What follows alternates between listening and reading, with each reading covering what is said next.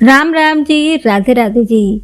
आज इस वीडियो में हम जानेंगे कि राधा कुंड की मान्यता क्या है और इसके पीछे की कथा क्या है कि अहोई अष्टमी पर इसमें स्नान करने से होती है संतान की प्राप्ति।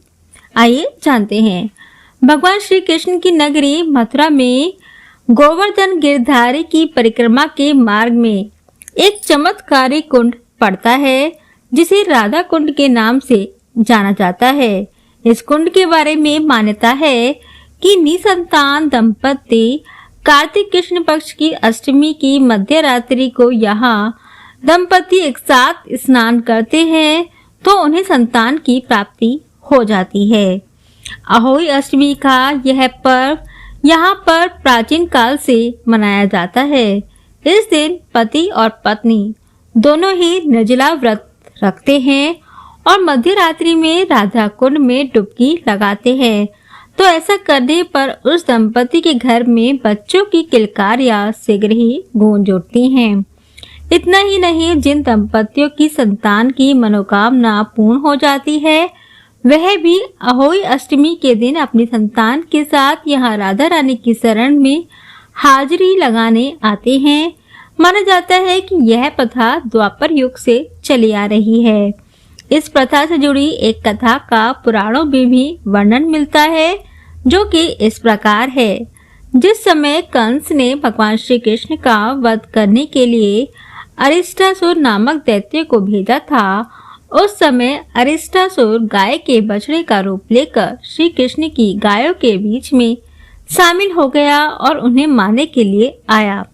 भगवान श्री कृष्ण ने उस दैत्य को पहचान लिया।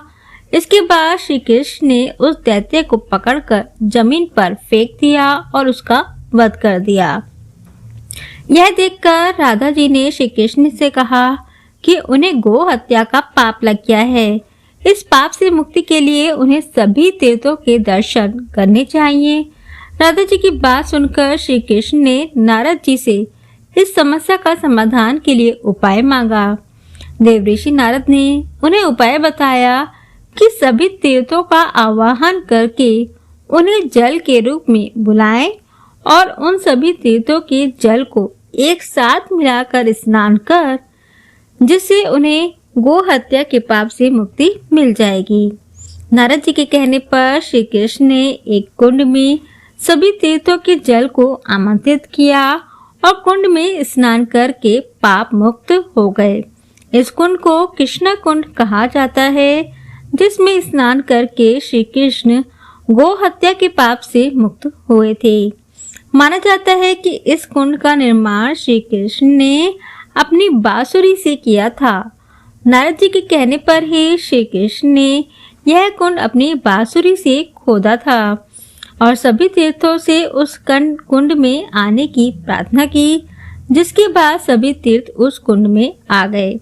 इसके बाद श्री कृष्ण के कुंड को देखकर राधा जी ने भी अपने कंगन से एक कुंड खोदा था।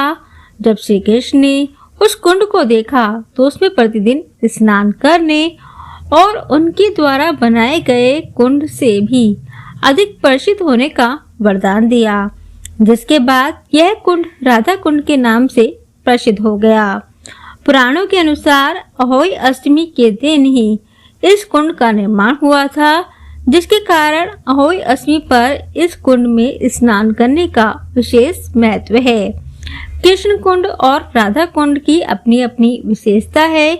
कृष्ण कुंड का जल दूर से देखने पर काला और राधा कुंड का जल दूर से देखने पर सफेद दिखता है। तो ये थी कहानी कि राधा कुंड और कृष्ण कुंड का निर्माण किस प्रकार से हुआ। कृष्ण जी ने वरदान दिया था, इसीलिए राधा कुंड में स्नान करने से निसंतान दंपति को संतान की प्राप्ति होती है। तो ये वीडियो आपको कैसी लगी नीचे कमेंट बॉक्स में लिखकर अवश्य बताएं। वीडियो पसंद आई हो तो इसको लाइक करें तथा ज़्यादा से ज़्यादा शेयर करें और अगर आप हमारे चैनल पर पहली बार आए हैं तो चैनल को सब्सक्राइब अवश्य करें। राधे राधे, राम राम जी।